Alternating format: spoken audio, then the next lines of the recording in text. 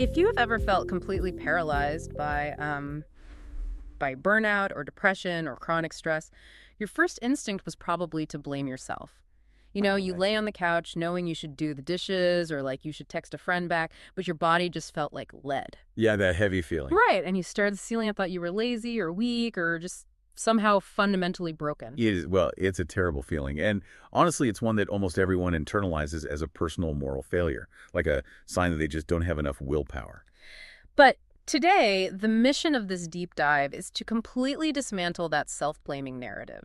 Using the groundbreaking 2026 paper called The Neurobiology of Controllability, along with its accompanying article by independent researcher Charles J. Wolfe, we are going to explore why your brain isn't broken. It's actually just stuck on its factory settings. Exactly. We are looking at a massive paradigm shift here in how we understand human motivation. This is research backed by modern neuroimaging that is turning like decades of established psychology completely upside down. Okay, let's unpack this. To figure out how to reset this factory setting, we first have to figure out how psychology got it so wrong for the last 50 years. I mean, where did this idea that we actively choose to give up even come from? Well, to understand the mistake, we really need to go back to 1967. There Mm. was this famous behavioral experiment by psychologists Stephen Mayer and Martin Seligman. They were trying to understand how mammals respond to inescapable stress. Right. So they took two groups of subjects and exposed them to the exact same physical stressor, Yeah. in this case, mild electric shocks. And they used a specific setup called a yoked design. I think I've heard of this. Yoked meaning their experiences were tied together somehow. Precisely, yeah, tied together. Yeah. So group one and group two received shocks of the exact same duration, the identical intensity, at the exact same second. They basically shared a single electrical circuit. But the environments they were in had one really profound difference.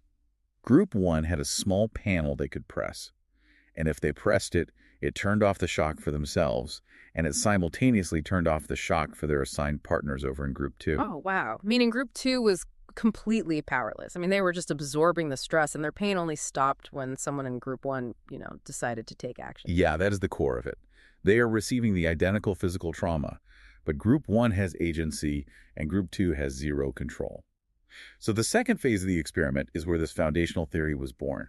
Later on, both groups are put in an entirely new environment. It's a box where a warning signal goes off right before a shock is delivered. Right, the new test. Exactly. And escaping the pain in this new box is incredibly simple. All the subject has to do is jump over a tiny, low barrier to a safe zone. Which is a completely solvable problem. So how did the two groups react? Well, the subjects from group one, the ones who previously had that control panel, they jumped immediately. The warning sounded, and they executed the escape response within seconds. They knew they could change their environment, so they did. And the second group? Group two, the powerless, yoked subjects, they didn't even try to jump the barrier. They just lay down, whined, and took the pain. Ugh, which is just heartbreaking to picture. It really is. And for 50 years, textbooks taught us that this was learned helplessness.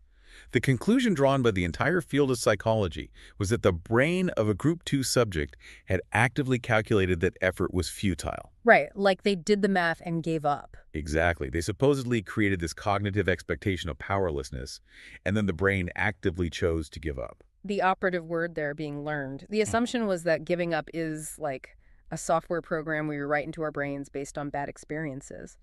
But you mentioned a modern paradigm shift. What actually changed? So in 2016, nearly 50 years later, Mayer and Seligman actually returned to the lab. But this time, they weren't just observing outward behavior. They had modern brain imaging tools, fMRI scans, optogenetics. The new tech. Right, technologies that allowed them to map pathways on a cellular level, things that simply didn't exist in the 1960s. They looked at the raw neural tissue while subjects experienced stress, and they realized they had the entire mechanism completely backward. Wait, totally backward. How? What's fascinating here is that the brain does not learn to give up. Passivity is our unconditioned automatic survival setting. It is the biological default state of the mammalian nervous system. Oh, wow. Yeah, so when you experience severe trauma or prolonged uncontrollable stress, your brain goes into a freeze state for free. It doesn't calculate anything, it just shuts down. What the brain actually must actively learn is resilience. That is such a profound truth for you, the listener, to hear, especially if you've been beating yourself up over your inability to bounce back. The trauma itself doesn't cause the biological collapse. Two people can experience the exact same horrific event, just like the yoked subjects. But it's the absolute lack of control that causes the shutdown. Yes, the absolute lack of agency is the actual trigger. So if passivity is a biological default and not some software bug or, a reflection of my character, there must be physical hardware in the brain controlling this freeze response. What does this default setting actually look like anatomically? To see that, we have to look deep into the brainstem, down into a primitive cluster of cell called the dorsal raphe nucleus, or the DRN. The DRN, okay. You can think of the DRN as your brain's automatic circuit breaker, located down in the dark basement of your nervous system. When life hits you with severe, inescapable stress, the voltage gets too high, and this circuit breaker trips to protect the house. And what happens physically when that breaker trips? Because I know Wolf's paper gets deeply into the neurochemistry here. Right? It floods the entire subcortical nervous system with serotonin. Wait, I have to pause you there. Serotonin, pop culture tells us serotonin is the happy chemical. I mean, we buy supplements to boost it. We talk about it like it's the ultimate goal for a good mood. I know. And that is a massive oversimplification that causes so much confusion. In the cortex, yes, serotonin does help regulate mood. But in this specific primitive subcortical circuit, a massive unbuffered surge of serotonin from the DRN does the exact opposite of making you happy. Really? What does it do? It projects directly to your motor centers and actively suppresses output. Oh, man. That explains the heavy limbs. When you are deeply depressed and you feel like you were wearing a lead suit just trying to walk to the kitchen, that isn't a metaphor. That is serotonin actively inhibiting your motor neurons. Exactly. It is a tangible chemical paralysis. And simultaneously, that same serotonin flood hits your brain's reward centers and essentially shuts down dopamine production. No, dopamine. Right. And without dopamine, you have no anticipation of reward. It completely kills your motivation and makes it biologically impossible to feel pleasure or driven to pursue goals. It's an ancient safe mode program designed to stop you from wasting energy on a fight you literally cannot win. So when I'm burned out, it's not a character flaw. My brain is basically a smartphone going into low power mode to save battery because it thinks my efforts are a waste of metabolic energy. That is a fantastic analogy. Okay. Your brain is just trying to save your life by conserving resources, much like an animal playing dead until a predator leaves the area. The brain is doing exactly what millions of years of evolution trained it to do. But if this is all physical hardware, like a circuit breaker in my brainstem flooding my nervous system with inhibitory chemicals, why can't I just think positive? If I'm sitting in a therapist's chair engaging in traditional talk therapy, why can't I just verbally process my way out of the freeze state? Because of the electrician working upstairs. The elect? Yeah, the circuit breaker is in the basement. But the switch to turn the power back on is right behind your forehead in the ventromedial prefrontal cortex, or VMPFC. This is the agency switch. Okay, the VMPFC. Its only job is to scan the external environment and detect if your physical actions are actually changing things. When it detects that you have control, it sends a powerful signal, these glutamatergic projections, down to the basement. These projections activate GABA interneurons, which slam the brakes on that serotonin flood from the DRN. So the forehead has to physically tell the basement to turn the power back on. But why doesn't positive thinking activate the forehead? Because the VMPFC is purely an experiential engine. It is entirely blind to verbal logic or well-meaning affirmations or intellectual insights. You cannot argue with a tripped fuse. That makes sense. You can't talk a circuit breaker into resetting by telling it how great the house looks. You have to physically reset it. Furthermore, when you're in this state, you experience a phenomenon called depressive realism. Depressive realism, meaning like you are seeing things too clearly. Yes, exactly. To save energy, your brain shuts down its normal, healthy optimism filters. You see, a healthy brain actually slightly overestimates its control over the world. It's a useful delusion that keeps us trying new things. Right. But a depressed brain turns that off. You are actually seeing your immediate reality very accurately, calculating that your current efforts are yielding no results. So when you stand in the mirror and say out loud, "I am powerful, I am in control," your brain scans the environment, sees no structural changes resulting from that sentence, and knows it's a biological lie. It rejects the affirmation because it has zero physical proof, which creates a huge dilemma. If the electrician behind my forehead doesn't speak English, completely ignores positive thinking, and demands physical proof, what language does it actually speak? How do we communicate with it to lift the freeze? We have to feed it concrete, mathematical data points that prove you are in charge of your environment. Wolf refers to these data points as micro-contingency loops. Okay, let's break down that concept. A micro-contingency loop is a tiny, undeniable cycle of intent, followed by action, followed by instant change. And according to the source material, there are three strict biological requirements to wake up the VMPFC, right? Yes. Rule number one is perfect immediacy.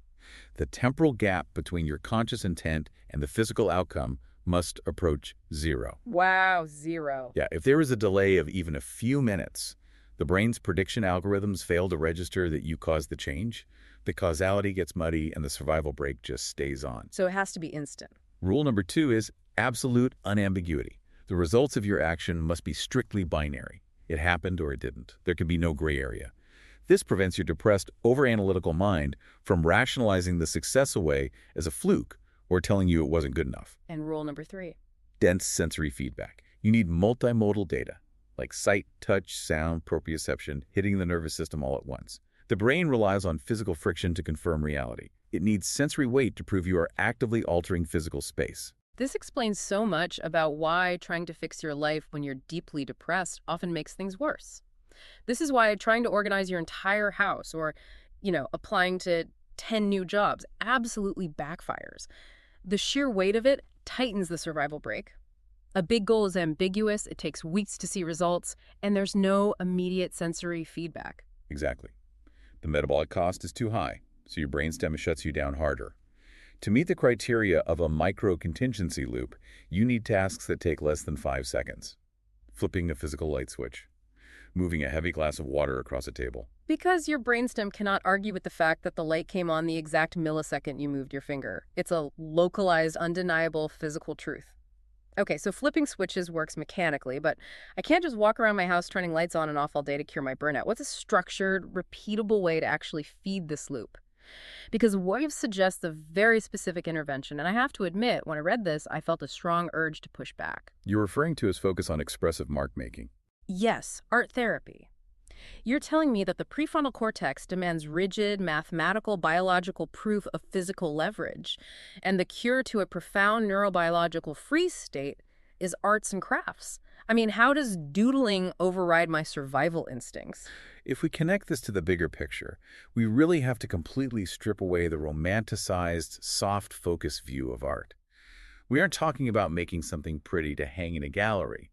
We're talking about utilizing a clinical backdoor to the VMPFC. Okay. Expressive mark-making, when stripped down to its pure physics, maps flawlessly to the 3 biological requirements we just discussed. Walk me through the mechanics of the mark, then. How does a piece of charcoal flip the agency switch in my forehead? Think about the absolute finality of an inscribed mark. When you pick up a heavy charcoal stick and drag it purposefully across a textured piece of paper, the dark line appears at the exact millisecond of your physical exertion. That fulfills rule number 1, perfect immediacy. Right, there is no cognitive space for causal ambiguity. It's an unalterable structural fact.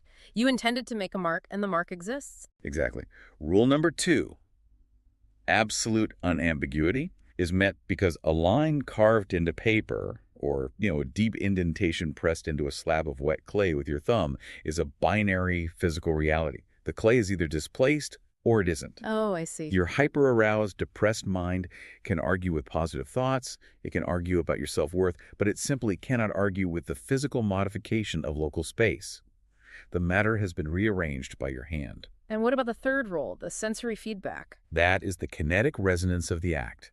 The friction of the tool resisting the rough surface of the paper, the audible physical scratch of graphite, the complex muscle coordination required in your wrist and arm. Oh, wow. Yeah, this floods your nervous system with dense multimodal data. Sight, sound, touch, all firing simultaneously to confirm your agency. You don't need to make good art. You're simply minimizing cortical prediction errors through pure cause and effect physical leverage. You're providing the precise bioenergetic data the prefrontal cortex needs to declare control over its immediate environment. It's literally just feeding the control detector raw, undeniable data. Like, I moved my hand, I felt the friction, and the physical world changed instantly. So if you are the person lying on the couch right now, feeling that heavy serotonin paralysis, where do you actually begin? How do you take these mechanics and apply them to your daily life? Wolf outlines what he calls the third wave roadmap, which is a progression for engineering your own recovery. Right, so you have to start with your biology, specifically your blood flow. The first phase is establishing somatic safety, which involves neurobiologically depathologizing your paralysis. What does that mean, practically? Well, when you are in a trauma spiral or severe panic, your body experiences stress-induced vasoconstriction. This literally starves your executive brain of blood flow. Your VMPFC is physically taken offline. You cannot engage the prefrontal cortex if your body thinks it's actively bleeding out from a predator attack. So you have to use bottom-up regulation before you even try to make a mark, like submerging your face in ice water to trigger the mammalian dive reflex, or using deep diaphragmatic breathing to force your heart rate down. Yes. And crucially, you have to change your internal narrative during this phase. Stop labeling yourself as lazy. Right, so you change your internal script from "I am lazy" to "My dorsal raphe nucleus is executing an energy conservation program." Exactly. Framing it as an external structural baseline immediately preserves your self-esteem. It lowers the cognitive distress that keeps the alarm blaring. Once you establish that baseline physical safety, you move to building microagency through repetition. This is where you start engaging in those 5-second tasks. Smash your thumb into a piece of clay, drag a heavy, dark line across a sketchbook page, or even just intentionally move 3 items on your desk to new positions. Keep the temporal gap between your intent and the result at 0. And you must prioritize repetition over finding some grand life purpose. Yeah, Do not wait for a magical burst of passion to return before you act. because passion needs dopamine. Right, and your dopamine is currently shut off. You just have to keep feeding the control detector consistent small bits of mathematical proof. Wolf actually recommends an exercise called agency logging. How does that differ from traditional mood tracking? A lot of therapy apps have you track how sad or anxious you feel throughout the day. Traditional mood tracking can actually backfire when you are in a deep freeze. It forces you to spend your day documenting heavy negative emotions that you cannot immediately change, which honestly only reinforces your sense of powerlessness. Makes a lot of sense. Instead, with agency logging, you write down 3 moments of absolute uncoerced choice each day. Like, I chose to drink a glass of water, or I chose to stand up and walk to the window. Or, I chose to press hard on this paper. It forces your executive brain to continuously mathematically link your conscious intent to a physical outcome. Over time, as this data accumulates, the VMPFC starts sending stronger signals down to the brainstem. The GABA dampens the serotonin, and the freeze response finally begins to lift. Which allows you to move to the final phase, radial expansion. As the heavy limbs fade and the dopamine slowly comes back online, you will naturally feel a gentle return of physical energy. You don't force it, you scale up your circle of agency slowly. From regulating your breath, to making a mark on a page, to organizing your desk, to eventually reaching out to a friend or updating your resume. You expand your territory of control only as your metabolic capacity allows. So what does this all mean? It means hope isn't a passive wish. It isn't a personality trait you either have or you don't. Hope is a physical neural configuration that you can actively train. You engineer it, step by tiny step.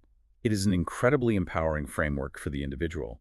But as we wrap up, there is one final profound thought from Wolf's 2026 paper that really forces us to look beyond the individual brain.